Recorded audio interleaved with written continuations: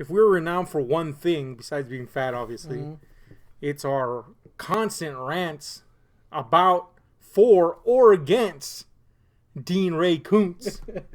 Not in this channel though. This is what we just talk about, movies really. Yeah. But on our other channel, $10 Slimer, check that out. Cheap plug. Yeah. It's our highest viewed video about Dean Ray. One of our highest viewed videos has to do with Dean Ray Koontz. And people come out of the woodworks to defend and or agree with us.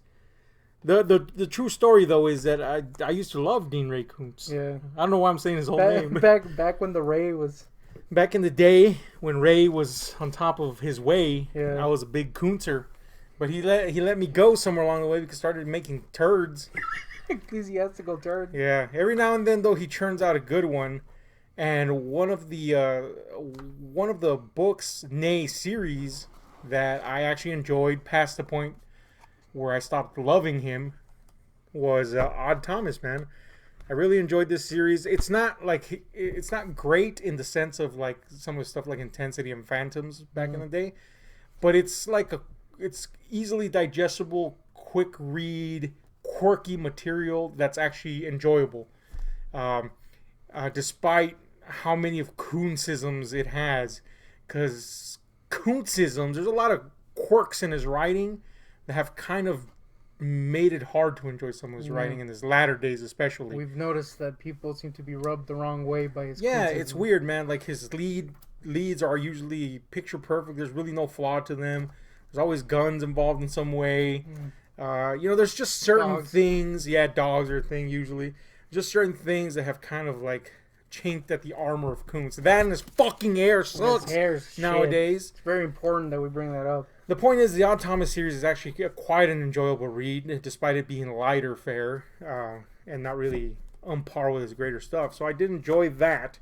So when time came for me to come across this little number, our subject today, Odd Thomas the movie. The hit film, actually. Yeah, man. I was like, first of all, there was a movie? Yeah. The fuck?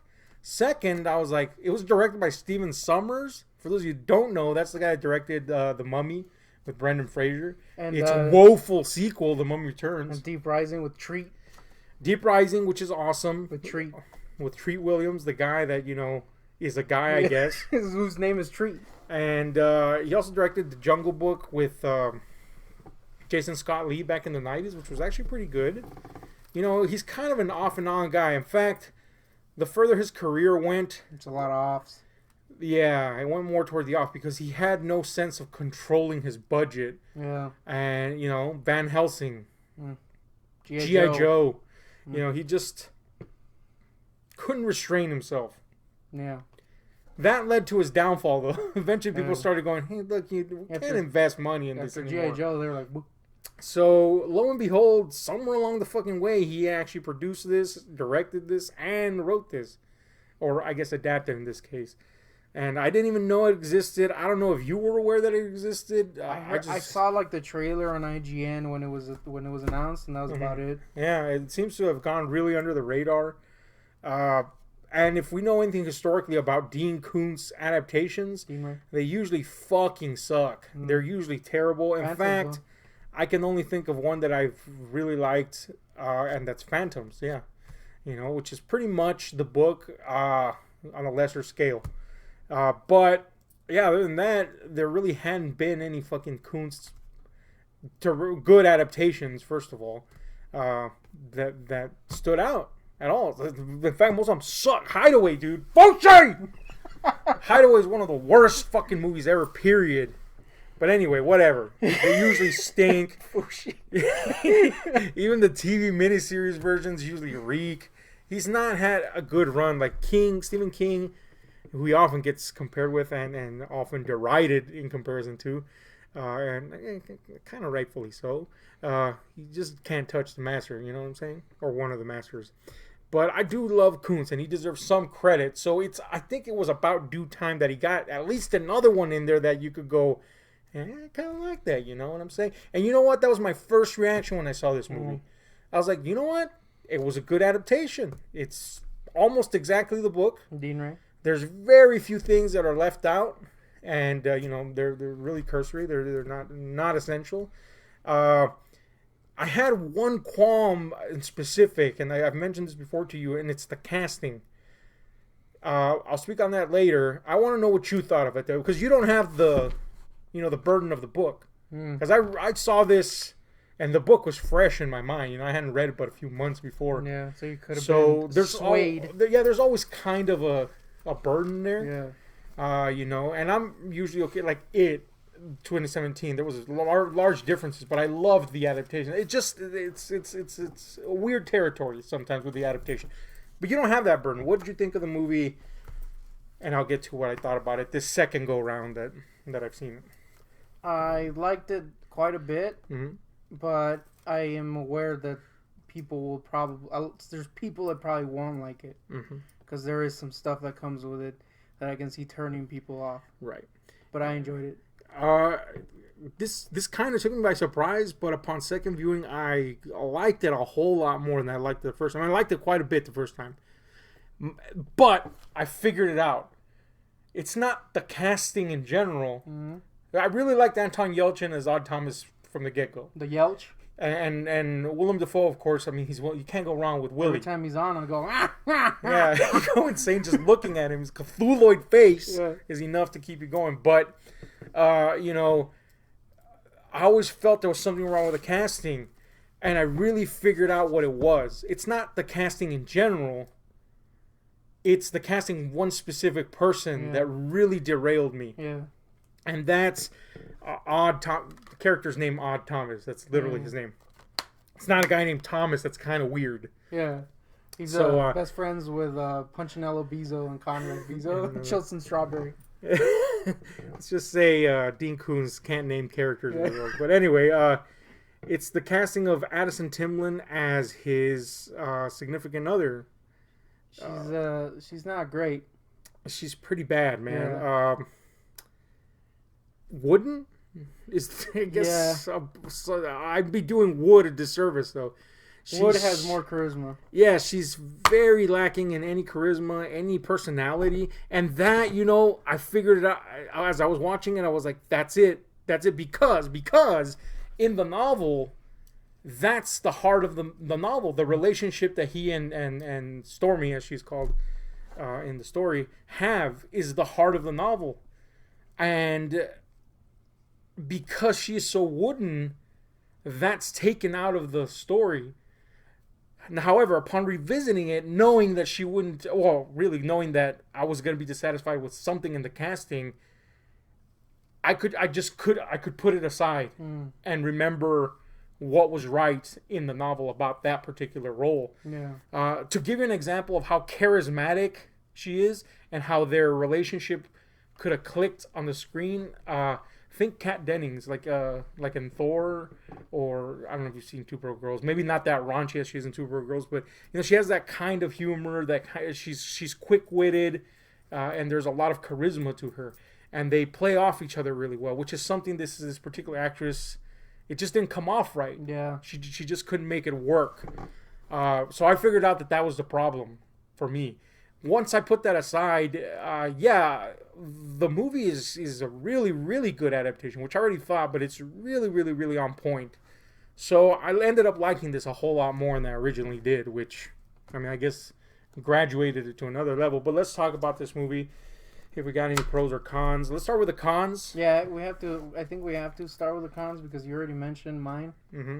Which was her. And I think it goes along with, let me just start it, please. Yeah, go ahead. Because it's kind of fresh in my mind, and that is that since she is such like a charisma vacuum, the kind of quirky, quick writing that this movie has throughout is super weak when she's there, right? Because she can't pull it off, and so it makes you notice that the movie has some kind of weird, like quirky writing, Yeah. And when she's there, it becomes like a thing that you're like, oh man, this writing though. Mm-hmm. You know what I mean? I agree. Which is what I was going to say, that I can see someone watching this, and if you're not digging it, that'll make you go, oh, yeah, it's writing. But it's just the style they went with, and it works with everybody else. It's just when it's being bounced off her, you're like, you notice it, and you're like, Oh man. Yeah, and the thing is about that dialogue, that those exchanges, not only with her but with everybody else. Well, with her it doesn't work, but you know what I mean. In general, that's a very particular style of Koontz's, especially when he writes lighter fare like this or TikTok. You know, there's kind of like a sly, humorous vibe to it. It feels but very written. Yes, it has a very unrealistic quality to exactly. it. But it's intentional, and because of that, it works in like the novels and stuff. Yeah. But like you say, because she can't pull it off, it kind of offsets it a little bit. Yeah, and everybody else is fine. Like Yes. I think it establishes the setting like instantly with the narration by the Yelchmeister. Mm-hmm. Yelch I call him. Mm-hmm. Yelch. Rip. Belch, I call him. Anyway, that was horrible. He kind of establishes the feeling of the movie and how it's gonna be delivered. Right. And then you kind of instantly adapt to it, but then when she comes in, you notice it. You're like, man, this writing though. Yeah. It's super unrealistic. But every time else it works because everything else bounces off of him properly. Mm-hmm. But when she's there, you're like, oh man, writing. Yeah, and she is such a big character in the movie that well, I'll address this other aspect with her in the prose, but yeah, like I said, she's so pivotal that it does kind of. I won't say it derails the movie. It doesn't derail the movie. No. It just kind of offsets it. So yeah, I totally get what you're coming from, and I agree with it. I can see that being like a major con for people. Mm-hmm. Ultimately, I think I was fine with it because the movie is pretty cool. It was just one of those things you kind of have to overlook is her suckiness. And I mean, she's trying, but it just doesn't work. And I could see that being a huge con for someone. Personally, I didn't find it a big con, but we have to kind of address it. Yeah. I'm gonna throw out this con and see if you agree with me. I think maybe you will, and it's that the movie. This is kind of like a mild con. It's not a con. It doesn't break the movie. It doesn't take away any of its enjoyment. It's just something that I noticed, and this second go round, I still noticed. Doesn't bother me. I just noticed it's there. It's glaring, and it's this. The movie doesn't look like a movie. Yes, exactly. It doesn't look like a theatrical like a TV movie or exactly. something. And don't get me wrong, it doesn't look like a TV movie like a 90s TV movie. It looks like a really good TV movie. Yes. You know what I'm saying? Like back when they used to make good TV movies only with today's production for TV. That's what it looks like. I don't want to say it looks cheap because it doesn't really look cheap. It just doesn't look like a movie. Yeah, it just looks like a really good, well-budgeted TV movie or TV show pilot or something. Which, I don't know if you agree with this, but I want to throw a quick pro in because it ties to it. Right. Despite it not looking like a movie, and again, I don't want to say it looks cheap, but it's not, doesn't look high budget. Let's say that. Right. I thought the effects were quite good for the creatures. Yeah. I've seen worse effects in bigger budget movies. Let's just say that. It's kind of like a gray zone. Let's put it that way. It's like a gray zone. It's not good. Like the effects aren't good. Yeah. So they're enough to be in the pros. Yeah, they just fit well. They're not bad to be in the cons, but they're serviceable for the subject matter. Yeah, exactly. And they work. Oddly enough, it helps that they're kind of meant to be like this other dimension thing. So you're kind of like, it helps that they're kind of invisible. Yeah, it's like, all right, they look fine. Yeah, it's weird. So that actually ends up working quite well, surprisingly. So go figure. But it does, like I said, it kind of rides that middle ground a little bit. Give me a con if you got one, man. Fungus Bob. The name in general. Look, there's something awesome. That can't be shaken about Dean Koontz, and it's his naming of things is pretty fucking weird, dude. And you're either gonna roll with it or you're not, and sometimes you can't roll with it. Sometimes I'm reading a book and I come across a stupid ass name like Punchinello Bezo, and I want to Punchinello his Bezo. Koontz, for some reason, is obsessed with writing these grotesque names. Yeah. With Odd himself, that is his name, Odd Thomas, it works because he is in fact a peculiar character. Yeah. This is a character that's straddled with kind of like a precognitive ability that allows him to peek into the other world. So it works, but like even then, yeah, we get like these nicknames that he gives this one of the villains in the movie, Fungus Bob. You're like, man, It was funny for like the first. it works because of the slight comedic Yeah. quirkiness, but It was. they keep repeating it. I think maybe that's Yeah, it. that's the thing. Like towards the end, I was like, why is everyone on Earth calling him Fungus Bob? It's like it reached a point where it's like, all right, dude, chill out with the fung. The Fung Lung. Fung Lung Phil is my name. Yeah. I have a quick one. Okay. It ultimately ends up working, but it's just something I kind of noticed, I guess. Mm-hmm. It does kind of have a little bit of the that guy syndrome, which I coined when talking about Hush. You know, when they start revealing what's going on, Right. they'll have these like scenes where he's piecing things together, and it's just like that guy was also there, guys. But it ends up working because it's kind of like he's still piecing stuff together, so it's fine. It's just like, oh man, that guy syndrome. Yeah. Would you say it was obvious who the perpetrator was? Yes, that was super obvious. Okay. That was going to be one of my criticisms, or is, I guess now. I wasn't sure I was going to put it in there unless you said it. And I say that because I read the book, so I knew who. In the book, the way it's structured, it's not that it comes off as a surprise. It's that you're like, oh, interesting. That's cool. So, yeah, like in the movie when I saw it, I was like, maybe a little bit on the nose there. So I guess it was that way. I'll say that specifically that one character was kind of being a butt, you know? Mm-hmm. You're kind of like, oh, it's clearly. Yeah. I think maybe they threw in, I guess that's how it is in the book, but, you know, the other people were kind of like, oh, okay, there's more to it than just that guy that's being a butt. But yeah, it was pretty obvious. But I was kind of along with it, so I didn't really mind too much. And I don't know exactly how obvious it would be to other people. You know, I think ultimately it's both like a con because it is obvious. Yeah.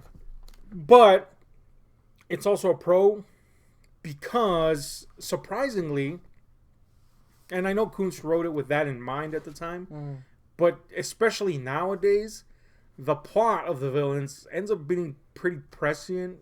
Yeah. And timely. So it kind of aged well in that respect. Yeah. Like, this kind of means more now than it did then. And don't get me wrong, that stuff was happening then. If you haven't seen the movie, you know, it's a shooter, you know, a mass murdering shooter. Which, I mean, we're getting this stuff on the daily now, apparently.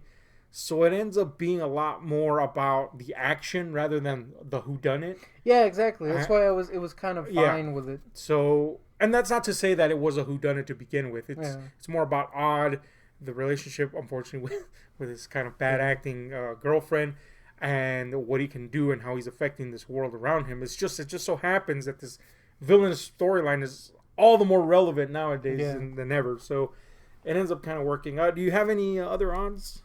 Odd Thomases, that is. I had some odds. No, actually, like I said, I kind of enjoyed it. I don't know why I called the cons odds. That was by weird. the way. Yeah, I was trying to shame you for it, but then I realized that I was just going with it, man. I have literal Fieskaiser for a mouth. I can't think of any other cons, honestly. Maybe it'll come up later, but as of now, I can't think of any. Let's move on to the pros then. Oh, I got one last con that I can think of, and this Dean Koontz stanky hair, man. It's worse than Fungus Bob's hair, and that was shitty. I got a huge con. Freaking Dean Koontz is shaming Fungus Bob for his hair when he's freaking walking around with this turd. Yeah, man. Come on, Fung. Although I gotta say, this is a better hair than his current hair. He upgraded his hairpiece. Oh no, he downgraded his hairpiece. Yeah, his hairpiece sucks. We all knew you were bald, dude. Just bring it back. It looked cool. Yeah, the Burt Reynolds stash and everything was great. Ruined it. But anyway, the pros in this movie is that, you know what? I'm going to throw this out as my first pro. That now upon second viewing, though it doesn't have the impact of the book, now viewing it knowing that something was going to be awry with the casting and then figuring it out early on, it still did have the impact of kind of like, spoiler for anyone that hasn't seen it. Odd's girlfriend dies. And in the framework of Odd's powers and the way it works, the way they work that in there, it actually still kind of has that kind of like sad impact. In the book, it's really sad because you really, really love their relationship. It works because of how much you grow to like him. Yeah, absolutely. So you're kind of like, well, she sucked, but well, the Yelch is again, to clear it up, her characters didn't suck. It's her acting that sucks. But yeah, and then of course, like I said, I was putting the character back in as I remembered her, and so that might have helped a little bit. But I think the impact still was there. So that was cool to see that kind of, at least a little bit there, remained. So that would be my first pro. But anyway, give me one of yours. The effects were quite good. I already mentioned that. I liked Willem Dafoe. He was kind of cool. Bro, you can't go wrong with Dafoe. He is my foe. All right. He unfortunately doesn't, but he's always great. And he kind of elevated that little scene. Actually, the other characters elevate that little scene because they're seeing him be all sad and shit. Mm-hmm. And while this chick can't act, they can. And so they pick up the slack. So I think a big pro for me is the mythology of this particular world as we discover it. Really, that's the thrust of the story more for me than the villain's plot. Yeah. I think the villain's plot serves to push the other elements along, be it Odd's story and his interactions with this world that he can see, which is really, really the thrust of it all. And I think they really, really brought that across from the book incredibly well. There's kind of like some hints that they're kind of, well, not hints, they just say it. They're kind of manipulating the stuff to happen in a certain way to hide shit. And now they're kind of after him or whatever. That's interesting. Yeah, and it does a really good job of explaining everything without talking down to the audience. Because there's unique elements in this, there's familiar elements that we've seen in other stuff before, but it's like a unique interpretation of those elements.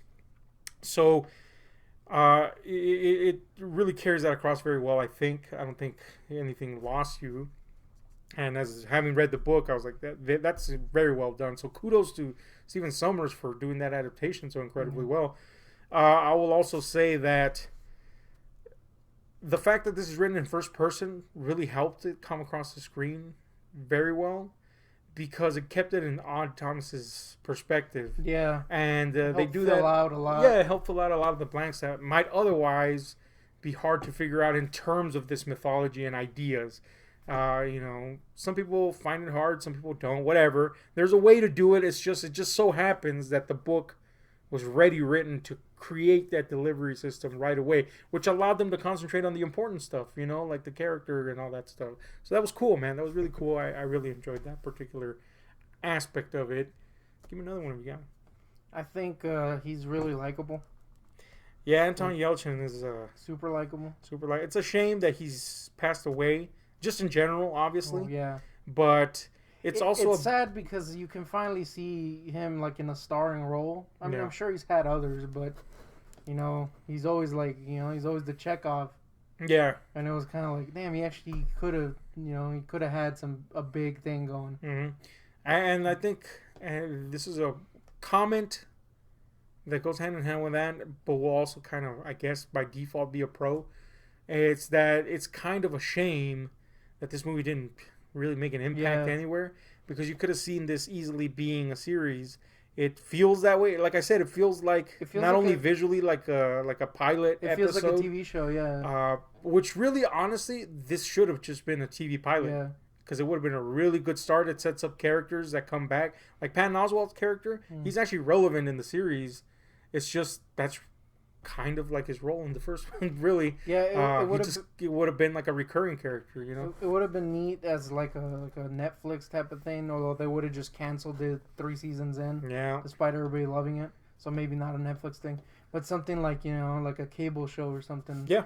It would have been really cool. There's enough books in the series. The book series is over now, so there would have been this end in sight, all that jazz. Yeah, man. I mean. So I guess that's a pro by default of the effect it has. It creates a desire to see more. Yeah, it makes you kind of want to be like. Yeah. You have any more? I need more Yelch in my. The old Yelcher. No, I think it's just a fun movie. Mm-hmm. Well, I guess that would be one. It's a fun to see and just fun to hear him talk about shit. It kind of lets you forgive, you know, some of the stuff that's a little off. Mainly that chick. Hashtag she can't act. So that's always good. Like a fun movie that you can just forgive stuff with. It's always cool. Mm-hmm. So I crave a world where they recast her. Yeah, but with Emma Stone's feet. Yeah, just her feet though. Like Emma Stone would have been a good. You know, it's just that there's just something about the rapport between them that's so intrinsic to the book. She's not horrible. It's just she doesn't deliver well, the dialogue well. So yeah, man. I don't know. When I was reading it, I'm telling you, I was like imagining Kat Dennings. Yeah. Visually and her quick-witted way. Her titty. Her titties, of course. But we didn't get that or anything close to that. Mm. So that's a thing that happened. But anyway, yeah, man. Yeah, it's just one of those easily digestible, fun pieces of cinema that, lo and behold, hey, what do you know, man? It was fun and you didn't even expect that. Yeah. And didn't even really know it existed. Anyway, it's kind of like I kind of wish Stephen Sommers would do more stuff where he shows restraint. Yeah, instead of throwing all the money on the screen. Yeah, which is interesting because I mean, like there was a lot of effects in here, but he never went to a point where it's like the Mummy Returns or something like that. It was just like it was still Sumerian, but as in Stephen Sommers. Ian, not Samaria. Not as in from Samaria. But you know, there was restraint, and he does really well with that stuff. Yeah, it definitely harkened back to his early days. Yeah, it was a treat. Get it? Treat Williams would have probably come in later in the series. Just saying, I don't know why, but I am. He needs a job. Yeah. Anyway, let's give a final score to this. Any final thoughts? This specifically, not. Book. I think, although I gotta give rating to Dean Ray as a whole. His mustache was magnificent, 10, but then he had to ruin it, so 0 now. That being said, this little film that was based on Dean Ray was pretty great. I kind of like it. I got there's that one problem with it, and I can forgive it, but I still have to knock a couple points down, so I'll give it an 8. Mm-hmm. Yeah, man, I really had a tons more fun this second go round. Again, like you, it's that one particular thing that it kind of guts me a little bit because I you know just how strong the relationship is in the novel. On top of the delivery, I mean, you pretty much can read the delivery right in your head, but then when you see it kind of like not hit any of the strides with hers only, kind of it does knock off some serious points, but other than that the movie's pretty on point. And again, watching it again, it was easier to put that aside and just enjoy the movie, period. So I'm gonna give it a similar score, man. A fun old time. And you know what, go out there and find this Blu-ray. It's incredibly fucking cheap. I got it for $2. Yeah. So and you should know, like, within the first 5 minutes if you're gonna like the way it's written or not. Yeah, because it quickly sets up it's how it's gonna go. So that's always good. So maybe one day we'll get an actual series where this should well, it doesn't have enough fandom to do it, but it would be cool if they just recast someone and Dean Ray keep on going down the road. But do you think Dean could play Thomas? No, Dean can't play shit. Except maybe a shaken man. Maracas. But yeah, this would be a really good series, especially now that the books are over. So, yeah, there's a void. There's definitely a void, a need for it. Also, Anton Yelchin. Yeah, I guess it's kind of sad reminder that he was out there and now he is no longer. I guess we can check him off. Oof. You know when you regret something instantly? Yep. Yeah, that just happened. I don't even know what to say. Yeah. Anyway. Signing off. Let us know what you think about this old flick. Check it out if you haven't, man. It's really fun. We did try to not spoil much of it because I know a lot of people haven't really seen it.